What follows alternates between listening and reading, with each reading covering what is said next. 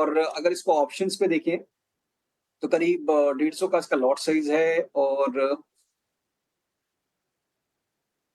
यहाँ पे आप देखेंगे तो 4500 वाली कॉल जो 182 के पास ट्रेड कर रही है, इसको आप अटेंड कर सकते हैं कंसिडरिंग कि ये आउट परफॉर्म कर रहा है विद इन द सेक्टर और करीब 140 के स्टॉप लॉस के साथ 270-280 तक के टारगेट्स के लिए एचएल की 4500 वाली कॉल ये आप देख सकते हैं। एक ऑप्शंस का ट्रेड भी आप नोट कर लो, मैंने आपके लिए पता कर दिया। हिंदुस्तान एरोनॉटिकल्स शेयर थोड़ा खिंचा हुआ है, ध्यान रखिएगा। ऑप्शंस में वॉल्यूम भी कम रखना। 4500 की कॉल है, 182 रुपये में मिलेगी, 280 रुपये का टारगेट है, 140 रुपये का स्टॉप लॉस है। तो ये ऑप्शंस का एक और ट्रेड आपके पास है। इंडेक्स के अलावा अगर आपको शेयर्स में ढूंढ रहे थे ऑप्शंस, तो ये ट्रेड भी रखे जा सकते हैं। सारे के सारे ट्रेड एक बार घुमा दो स्क्रीन पर, सब कुछ नोटिस करा दो। मैं फिर से बोलूँगा, जब तक विक्स अब वापस ऊपर नहीं आता, बाजार धीरे धीरे करके ऊपर ही रहेगा, नीचे नहीं आएगा। और उसमें रिलायंस का बड़ा योगदान है, 4.5% रिलायंस ऊपर है, 285 पॉइंट के साथ 24,300 को भी पार करके अभी निफ्टी ट्रेड कर रहा है। और बैंक निफ्टी ने तो बढ़त करीब 750 पॉइंट की बना ली है इसी कार्यक्रम में। विक्स ऊपर आते ही बाजार अपने गेंस को धीरे धीरे करके रोकना शुरू कर देगा और हो सकता है वापस कोई झटका वटका भी लगे। तो इसलिए आप अभी भी अपने स्टांस को कॉशियस रखिए। मेरे को आज की तेज़ी से कोई इतराज़ नहीं है, बट मेरे को इसमें स्टांस चेंज करने का अभी बनता नहीं है।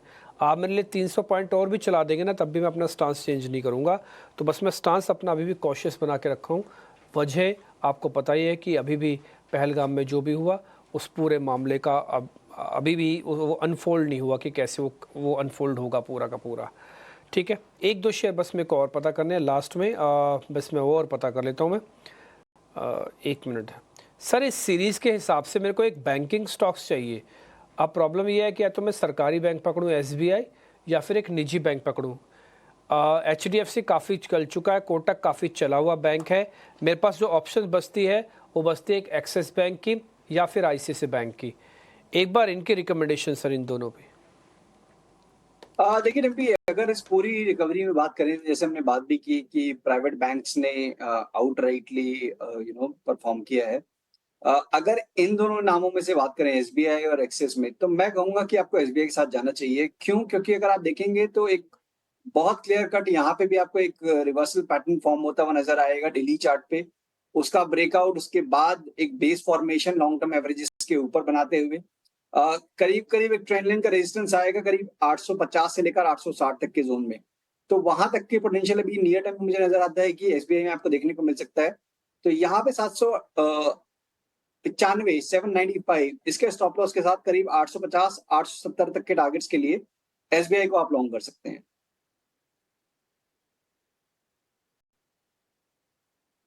ठीक है सर आपके ट्रेडिंग कॉल्स। बिल्कुल, देखिए यहाँ पे ओएनजीसी अगर आप देखेंगे डिम्पी, तो काफी एक अच्छे करेक्टिव मोड के बाद इसने अपने मेजर एवरेजेस को रिक्लेम किया है हाल फिलहाल में। और वहां पे भी एक बेसिकली टाइम स्पेंड करके ये आगे बढ़ रहा है, तो रिस्क रिवॉर्ड काफी फेवरेबल है। एक छोटा सा स्टॉप लॉस रहेगा 246 का, यहाँ पे आप 258 तक के लेवल्स के लिए लॉन्ग कर सकते हैं। वहीं पे मैरिको जो कि एफएमसीजी बास्केट में आउट परफॉर्म कर रहा है, स्टॉक ने डिक्लाइन के ड्यूरिंग पार्टिसिपेट भी नहीं किया, अपने रिकॉर्ड हाइज के पास है।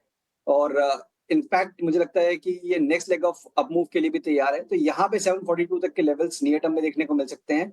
705 के स्टॉप लॉस के साथ मैरिको को भी आप लॉन्ग कर सकते हैं।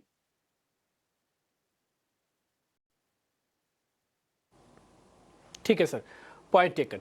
आपसे हमने काफ़ी सारे ट्रेड पता कर लिए। अमूमन मैं इस तरह के मार्केट के अंदर ज़्यादा ट्रेड थोड़ा अवॉइड करता हूं, लेकिन फिर भी आपने काफ़ी ट्रेड दिए हैं, तो कल आपका रिपोर्ट कार्ड काफ़ी बेहतर भी बन सकता है और बड़ा भी बनेगा। इसी उम्मीद के साथ इस कार्यक्रम को यहीं वाइंड अप कर रहा हूँ सर। अजीत सर बहुत शुक्रिया, thank you very much, time निकाला आपने और अच्छे से आपसे बातचीत हुई। फिलहाल इस कार्यक्रम से इतना ही, नमस्कार।